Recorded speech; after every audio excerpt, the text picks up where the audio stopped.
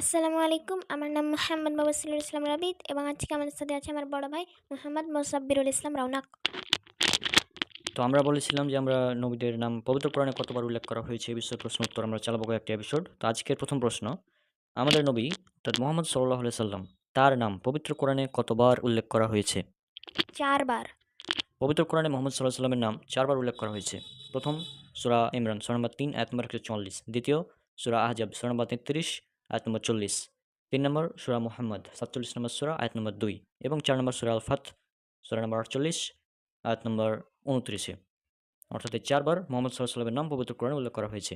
এরপর 2 নম্বর প্রশ্ন, পবিত্র কোরআনে ইয়াহইয়া আলাইহিস সালামের নাম কতবার উল্লেখ করা হয়েছে? 5 বার। এরপর 3 নম্বর প্রশ্ন, পবিত্র কোরআনে জাকারিয়া আলাইহিস সালামের নাম কতবার উল্লেখ করা হয়েছে? 7 বার। এরপর 4 নম্বর প্রশ্ন হচ্ছে, কোরআনে আল ইয়াসা আলাইহিস সালাম এর নাম কতবার উল্লেখ করা হয়েছে? 2 বার।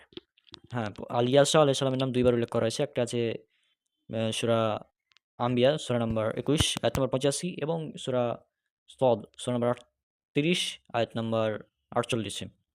হ্যাঁ, এই 2 বার উল্লেখ করা হয়েছে আল ইয়াসা আলাইহিস সালামের নাম। এরপর 5 নম্বর প্রশ্ন, কোরআনে জুলকিফল আলাইহিস সালাম এর নাম কতবার উল্লেখ করা হয়েছে?